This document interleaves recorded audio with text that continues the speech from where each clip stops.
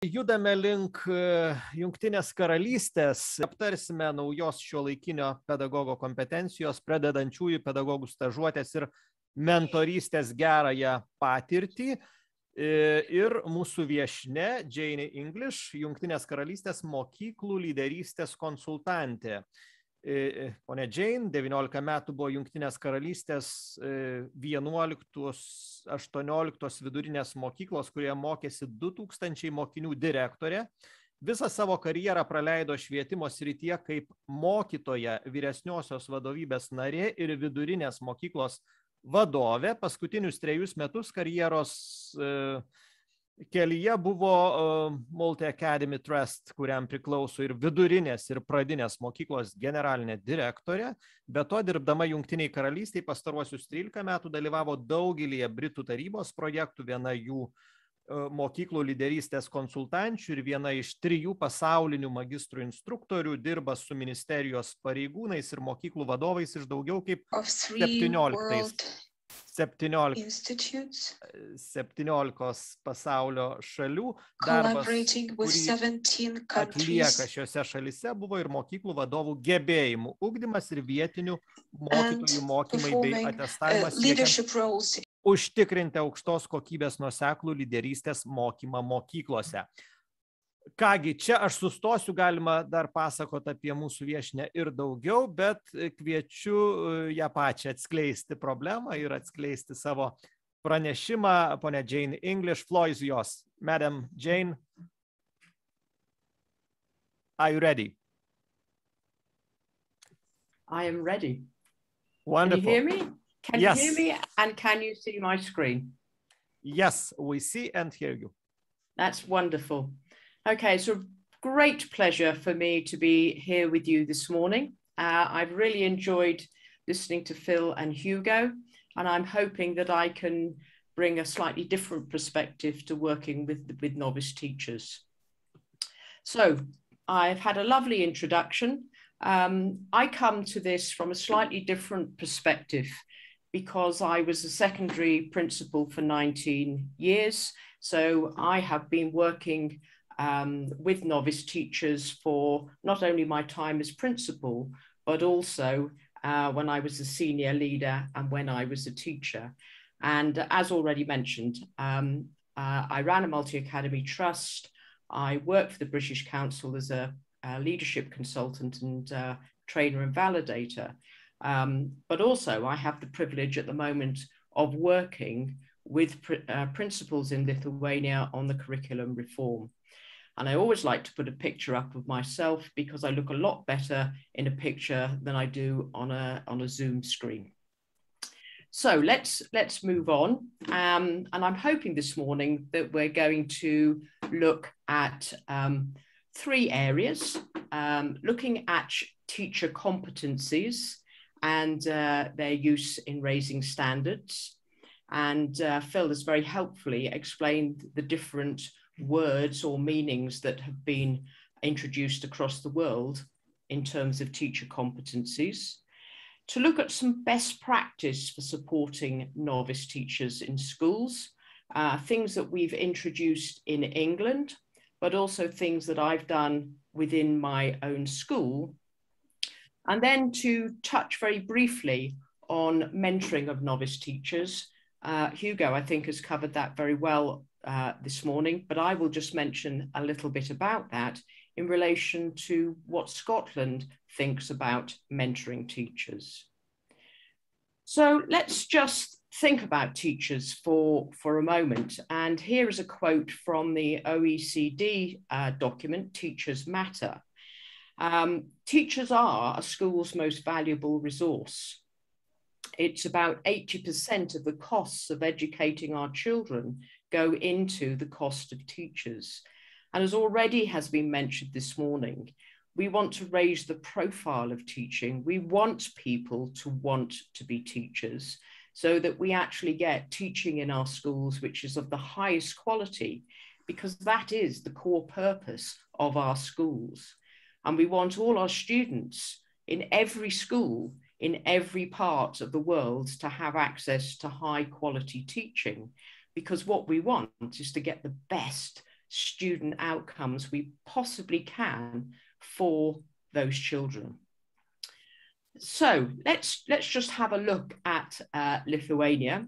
Lithuania joined the OECD group of countries in 2018. It started the process of wanting to join in 2015, and a report was written by the OECD on what was happening in terms of education within Lithuania. And two key things, they said, needed attention. One was instructional time, how much teacher time children receive. And the other one was the quality of teachers, or teacher quality. And clearly, working with our novice teachers can really help and support teacher quality. So I think it's a very relevant topic for Lithuania. We want the best teachers, and as already has been mentioned and discussed this morning, we want to make teaching attractive. I think one of the problems of teaching is that we've all been to school, so we all think we know what it's like. But in actual fact, crossing over from one side of being a pupil to being a teacher is quite different. And so I believe as a profession, we should be talking up. We should be saying what a great job it is, because I have to say, I think it is a great job, but it isn't suited to everyone. If we want the best teachers, we need to provide them with good training. That's really important, because I know in some countries training is minimal. And I think to be a really high quality teacher, to really get the best out of your students, to make sure that your children are making good progress, you need training in that. It's a very skillful job. And then we need to recruit teachers properly. And in my country, in England, schools will put out an advert saying they want a maths teacher or a science teacher. And then the teacher would be invited to come, and there would be an interview. But one thing that I always did was I would see them teach as part of that interview process, because, as I've said, the core business of my school was absolutely high quality teaching. And then when somebody does join, you would have to give them good support, particularly if they're novice teachers, new to the profession. But also you need to be giving good support to people that perhaps change schools, move schools, because each school is different. It has its own context, it has its own culture. So people need that support. And then I think we need to ensure that teachers have an opportunity to continue learning. And as we saw from Phil, the Asian standards talk about the joy of learning. It was at the heart of those standards. And we need to ensure that they have the chance to learn and develop, and they don't just do the same old thing day in, day out, year in, year out. And then, of course, we want to retain them in our school. For me, there's nothing more annoying than investing in an English teacher or a maths teacher.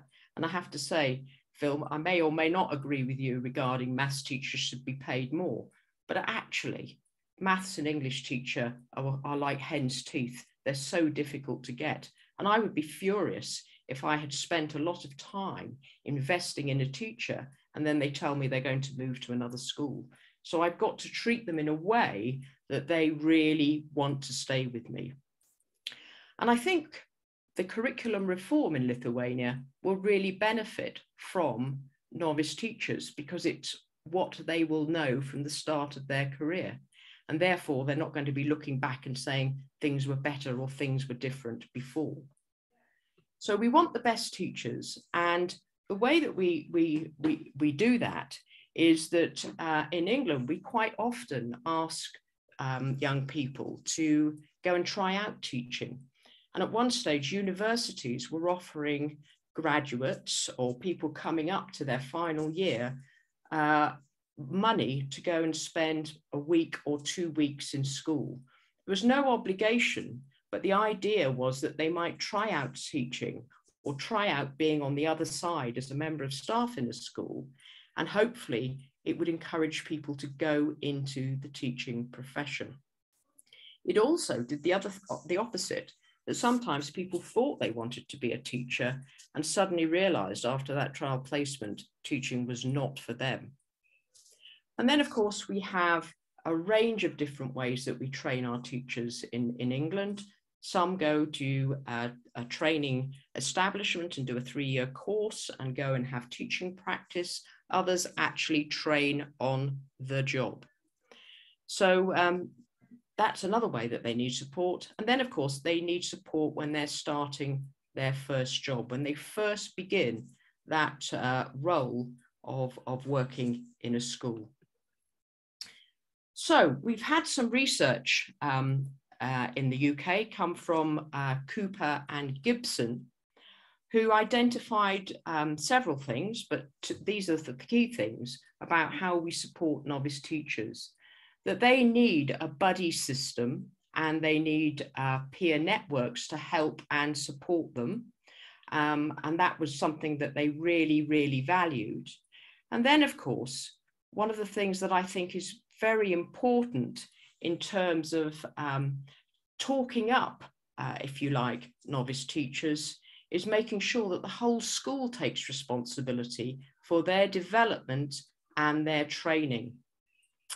And so what we need is to make sure that instead of novice teachers being something that a few people deal with, that everybody plays their part. And then another thing that came across was that novice teachers really wanted to know through newsletters and bulletins, particularly if they were on a placement, was making sure that they kept track of deadlines, they kept track of tasks, and all the requirements that they had to fulfill. So let's have a look at the challenges of providing support to novice teachers. I think it's so important that we get right the people that we use to support those novice teachers. Sometimes I know in schools it's been, well, Mr. So-and-so or Mr. Smith or Mr. Jones has got some spare time. So let's actually give him the job of supporting novice teachers. So that's not good. We want quality people. We want to choose the right people. And we want to make sure that if we're appointing a mentor, which we do in England, we appoint mentors and induction tutors, that we give them time to do that job, not that it's an add-on on top of the work that they already do. It's an additional workload, and we must be aware of that. They also need to be very clear, that is the novice teacher and the mentor, of the evidence that will be required that they are doing a good job and that they are making progress as a novice teacher.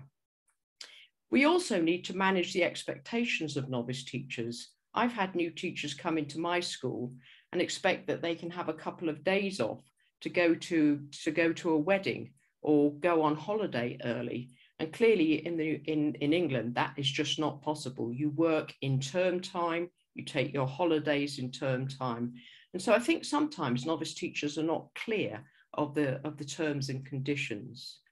And then one of the things that I think has often been quite difficult, particularly for mentors, is that if a novice teacher is not doing well, that they found it quite hard to handle difficult conversations. And I think mentors do need training. And Hugo talked about an impressive system in Belgium. But I think one of the things we don't do in England is train them properly, or indeed help them to handle those difficult conversations, which need to be had and need to be had quickly. So what are the advantages to schools of having novice teachers? Well, I think they will have been taught or been subjected to the latest research. So they will come along with new ideas and bring new ideas into schools. I think if we handle them right, it increases staff development opportunities across the school. What I used to do was we put on training for our novice teachers, but we also invited our existing staff to come and join them. And so it increased staff development. And I think also it promoted reflective practice amongst the mentors and the novice teachers. I don't think teachers reflect often enough. We're always too busy rushing around, going on to the next thing. So I think reflection is a really good thing to introduce. And of course, as I've already said, our novice teachers will now only know working on the curriculum reform. And I think that's going to be a bonus as well. So England's system for novice teachers, we have slightly different systems in England, Ireland, Scotland, and Wales. And we've now moved that induction, which used to be just 1 school year, to 2 school years. And the reason for that is that we feel that new teachers need more support if they're going to become really high quality teachers. So we've increased it. A teacher will qualify and then they have to come and do an induction year. And as from this September, that 1 year has now moved to 2 years. And they will get help and support. And they must pass that year to carry on teaching. If they don't, that's it. They cannot get back into teaching. To make sure that they are well supported and that they are able to do the job, they have 10% less teaching than other teachers in the school. So for instance, in my school, teachers, the school week would be 25 hours per week, and everybody would get 2 non-teaching hours for planning and preparation. And on top of that, the novice teacher would get an extra 10% in their first year and an extra 5% in their second year, all there to help and support them. Because if we're getting good people in, we want them to stay. And as already has been mentioned, it's quite a difficulty at the moment recruiting good people. It's also difficult getting them to stay. So this is all geared up to encourage people to join and offering more support. And then there are formal assessment points. There's just 2 of those. There used to be loads more than that, but now there are just 2, and regular progress reviews. Now, in England, it is the head teacher or principal of the school that will make that final recommendation as to whether a novice teacher has passed their induction year or not. So the decision lies with the head teacher. And I have to say, it isn't easy if somebody isn't measuring up to the mark to actually be able to say to the teacher and say to the organisation that trained them, sorry, they're not good enough. But, you know, our children pass this way only once. They go through school only once. It's our responsibility as principals to make sure they have good teaching. In school, you'll work with an appropriate body, the teacher training agency, for instance, to quality assure that 2-year induction process to make sure it is of high quality. And so schools then must provide a good quality induction program. They must provide appropriate employment tasks. And what we mean by that is, you know, sensible school day, that they teach children and they have the same classes, and that we do everything we possibly can to promote good practice within those teachers. So we don't ask them to do anything strange or unusual. In addition to the induction tutor, in the mentor, we have an induction tutor, and that person is responsible for the formal assessments and the induction program. They then have a separate person who's a mentor, who they can actually feel more, we hope, at ease to say, I'm struggling, I need help, I don't know what to do. Whereas the induction tutor is far more about assessments. So we've got 2 people here supporting novice teachers. The induction tutor who's doing the assessments and will take those to the head teacher. And you've got the mentor who is far more the giver of advice, the friend and the supporter. And of course, it's right and proper that schools don't make unreasonable demands on a new teacher and ask them to do too much.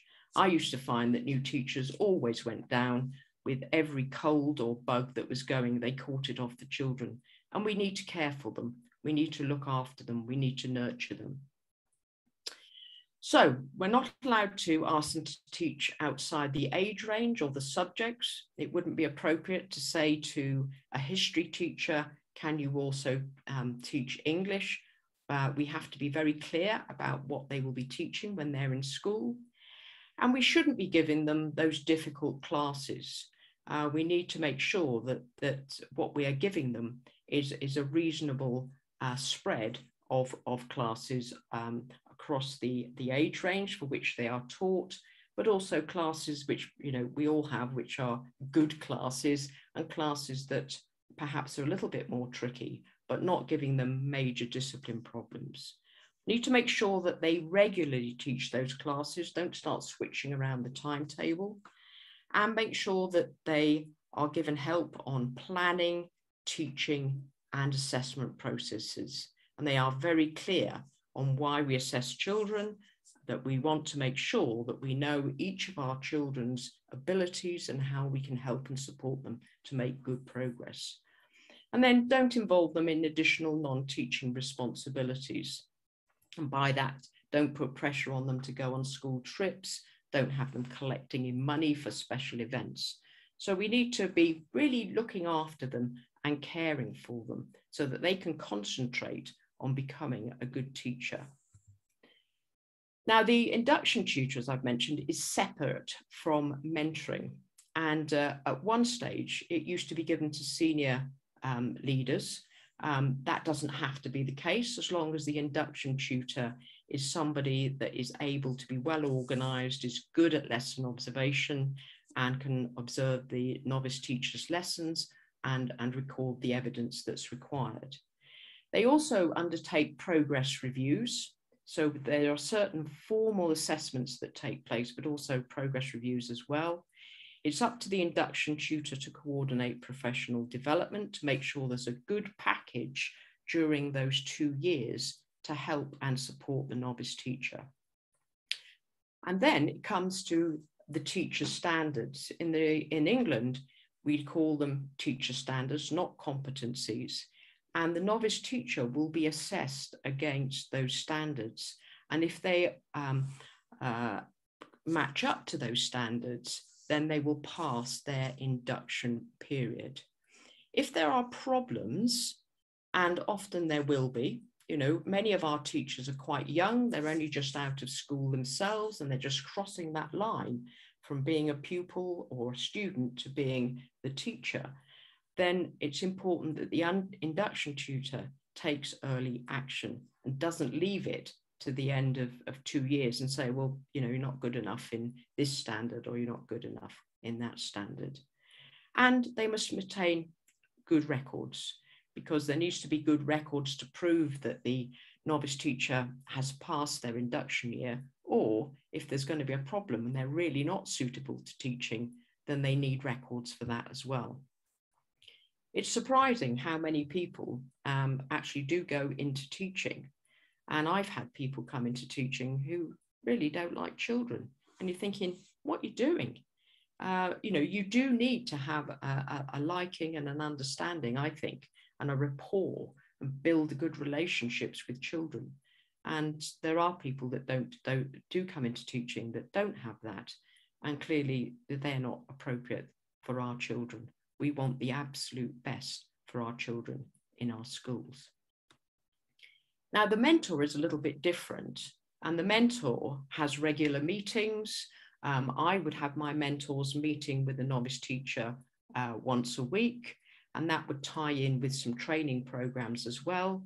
But they're there as the sort of pastoral care for the novice teacher, meeting them, talking about the induction program. How's it going? Are you feeling you're getting what you need? Is there anything that you want to know about? And the mentor will offer mentoring and coaching. And by that, I'm meaning they'll offer advice, but they'll also try and help the novice teacher through coaching to solve any of the problems that they're having and to find some of their own solutions. And the mentor obviously is in good communication with the induction tutor, but will also be taking action if the novice teacher is having difficulties or problems. So that brings me really to the teacher's standards or competencies. And I can tell you, when these were introduced first into the English system, there was a lot of controversy. People were not happy about it at all, because what it was doing was going to hold teachers to account. Whenever we do anything now in the UK, we try to involve principals and head teachers that are actually practicing head teachers. So what we have here is a quote from Sally Coates, who was indeed a practicing principal, and she is chair of the committee that reviews teachers' standards. And that's an important message to teachers. One of our own, a teacher, is chairing this committee and looking at these standards. And again, it's focusing on the quality of teaching, it's focusing on the quality of classroom practice and subject knowledge. And that's what our teaching standards or competencies are all about. So how do we use them? Sorry, I think I slipped a slide there. No, I haven't. How do we use them? Well, we use them in so many ways. We use them for professional development. We put on training to ensure people can meet those standards. In England, we have an annual appraisal. Every teacher has a meeting with their appraiser to monitor their performance. So it's used in that process.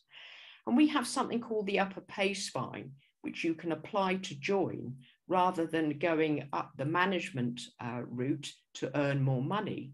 And if you manage to get to the upper pay spine, you are paid more, but to do so, you have to meet all those standards at the highest level. They're used for misconduct hearings.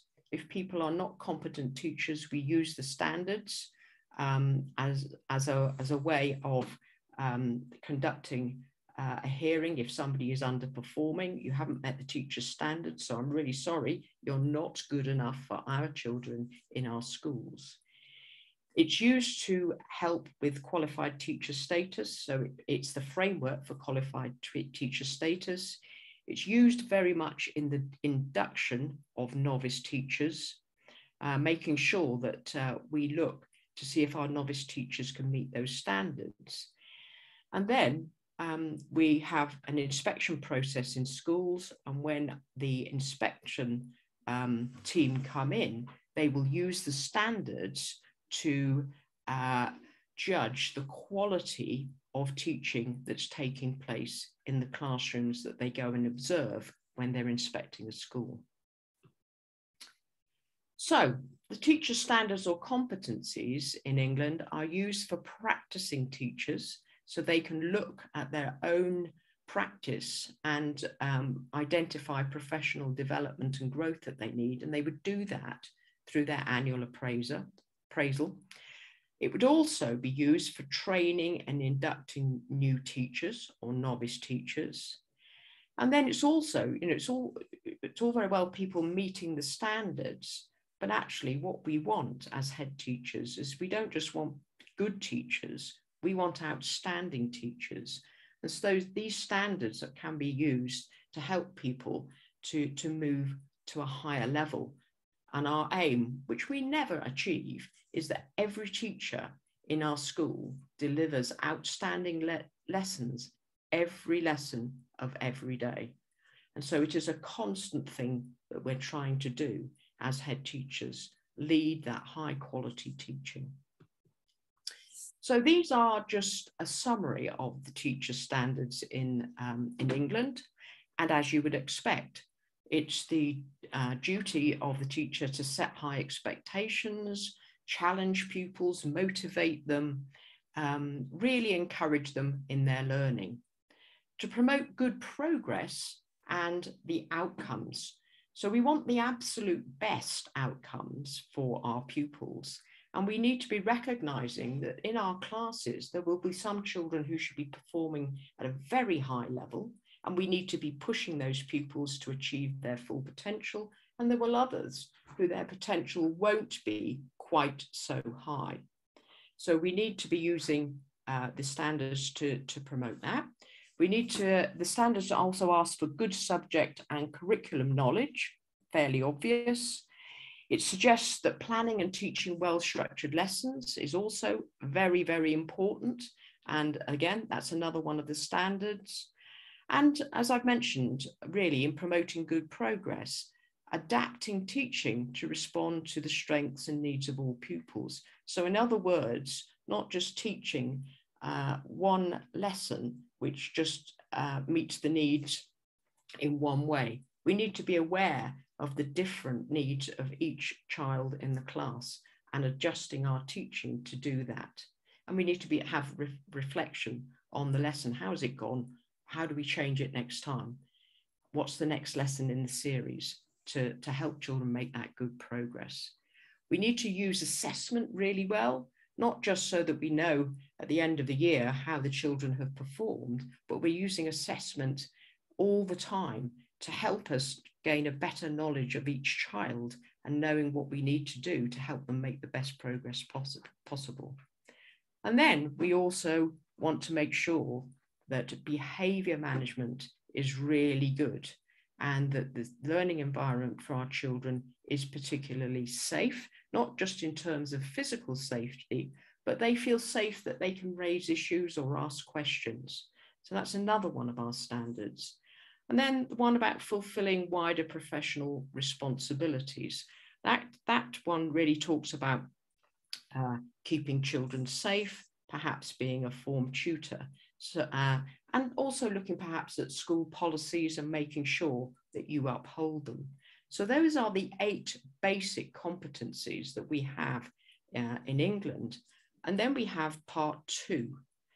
And part 2 caused all sorts of consternation when it was first introduced.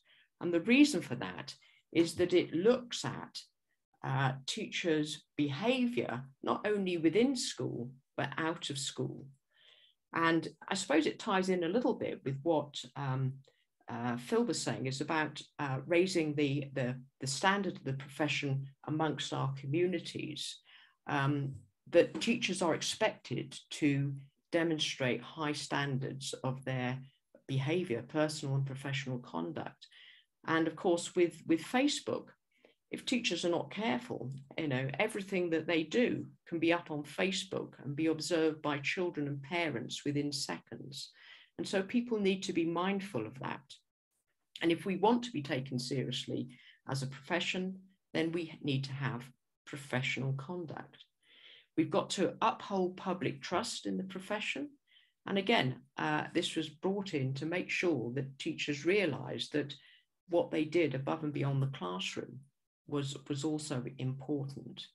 And then, of course, maintaining high standards of ethics and behavior within and outside school, which supports those other 2 areas. And then we move on to safeguarding pupils and their well-being. We've had lots of issues in England, well, in the United Kingdom, where children have been put at risk in school, but also out of school. And safeguarding is everybody's responsibility to make sure that our children are safe and that we notice the signs of physical abuse, that we notice if our children are upset or underperforming, and we find out why. And then the final... Sorry for interruption, 10 minutes left. Okay. Our final one is about personal beliefs not being expressed in a way which exploits pupils' vulnerability. So we uphold, the democratic view, treating people with respect. So it's very, very important that this part 2 is well understood by our new teachers, our novice teachers. Okay, so raising novice teachers to be successful, we need to raise the profile across the school. We've talked about mentors, giving them time.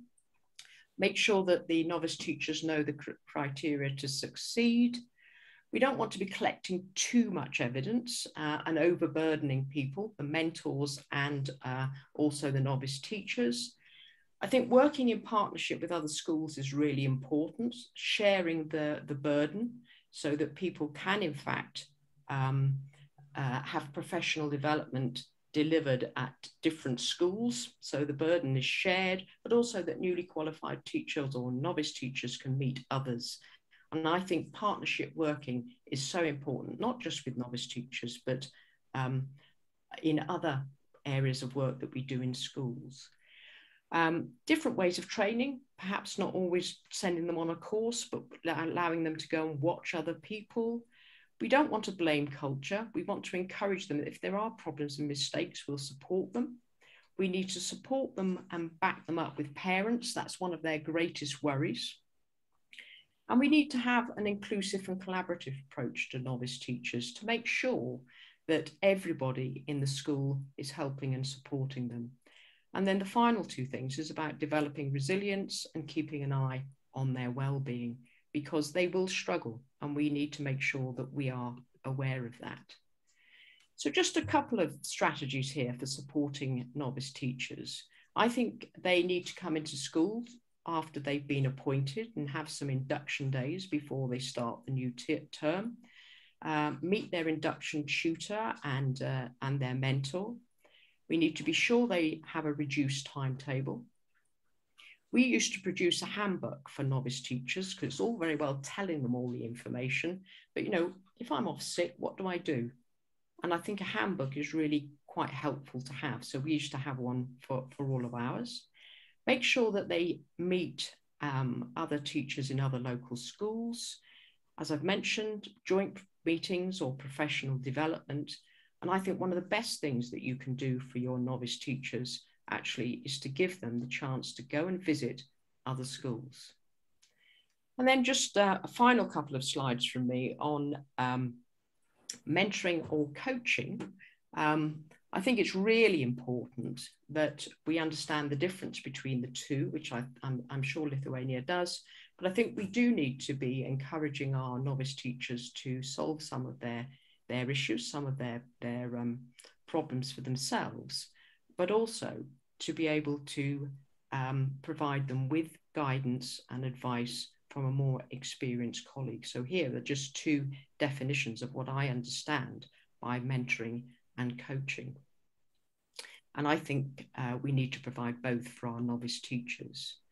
And then there's just a couple of things here from the Scottish mentoring and teacher education, that a good mentor observes practice, asks questions, gives good feedback, does give instruction, but is a very good listener and listens to understand, not just engages in a conversation.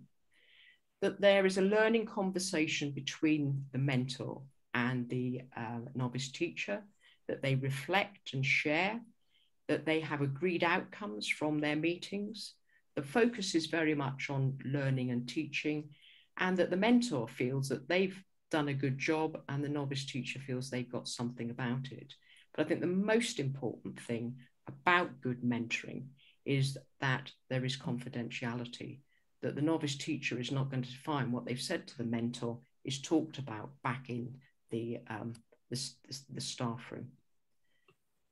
And then making suggestions, offering guidance to the newly qualified teacher, being able to paraphrase in those conversations, as I've mentioned already, reflecting, I think reflecting, summarizing where the novice teacher is at, and if necessary, telling them when things are not going quite so well.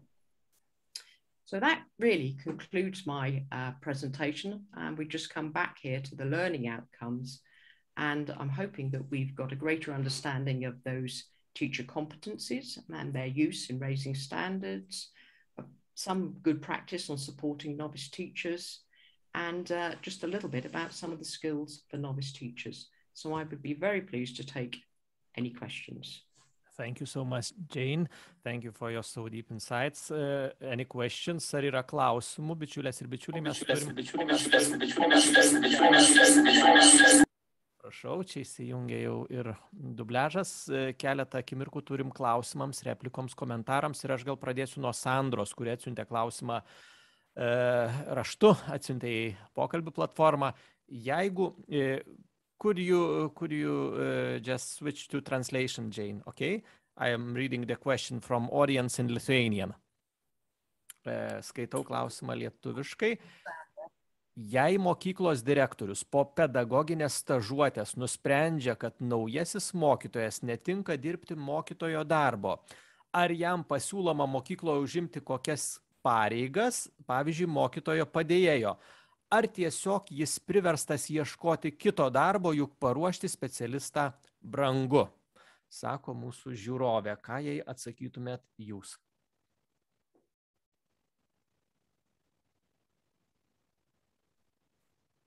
If the head teacher decides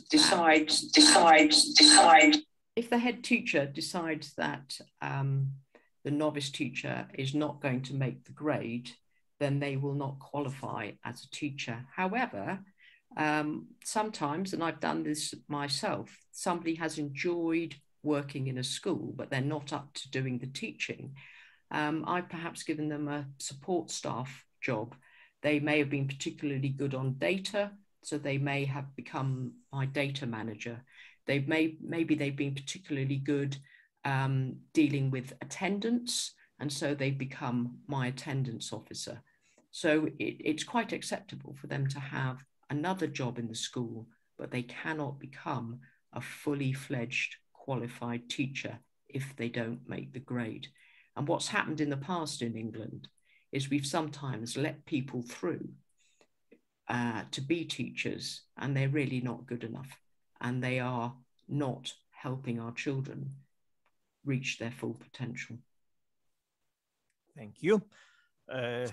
Any questions? Taip, dar matau taip pat žmonės rašo, šiek tiek akimirką perskaitysiu, ką mums siunčia Daiva. Pamėginkim vėlgi vertimą panaudoti. Madam Jane, translation, please.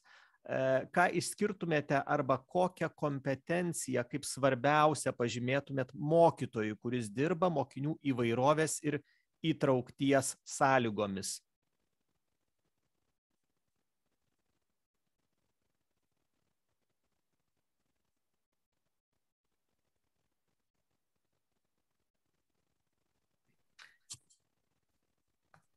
Inclusion is very high on our agenda in the United Kingdom. From those competencies that I mentioned, I think for me, a teacher needs to be inspiring and challenging. And for children that perhaps have learning difficulties, we need to inspire them because they will have their level. They will have their skills. Some of my greatest moments being a school principal is having a child who perhaps cannot read very well, has struggled with writing, and to find them 5-6 years later after they've left school in a shop or in a garage, really being successful, I think is tremendous. But if we hadn't inspired them to take on the skills perhaps of motor mechanics or the fact that they're interested in retail, they wouldn't have got there. So I think inspiring children, whatever their level or whatever their needs are, I think that is probably for me the most important skill. Thank you.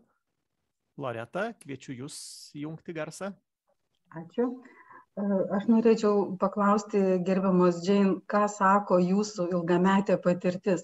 Gal jūs turite greitą nustatymo būdą be standartų? Ar tas mokytojas turi potencialo būti gerų mokytojų ar ne? I used to be notorious for recruiting teachers at the interview. I would make up my mind in the first 5 minutes whether I felt somebody was going to be a good teacher and fit into my school. And my colleagues used to laugh at me, but I was quite often right. And there's something about, you know, as you become an experienced head, just the way somebody treats the office staff as they come in, just as how they treat the children as perhaps you're showing them around the school. So I think one's gut reaction is quite important. But for me, I want to see them in the classroom. I think that will immediately tell you whether they have the potential. And don't forget, our novice teachers are not the finished article. But I think, seeing them in the classroom, that you will see whether they have the potential to be a good teacher. So my advice would always be, if you do nothing else, walk them around the school, see how they interact with other people, and see them teaching in the classroom. And that's always a good way to choose your new teachers, novice teachers and existing teachers. Thank you. Thank you. Thank you. Thank you to all our foreign guests, Hugo, Phil, and Jane. We spent really 3 brilliant hours with you. Thank you for your time. Thank you for your contribution. Thank you for everything you are doing for our teachers, for our schools, for our future.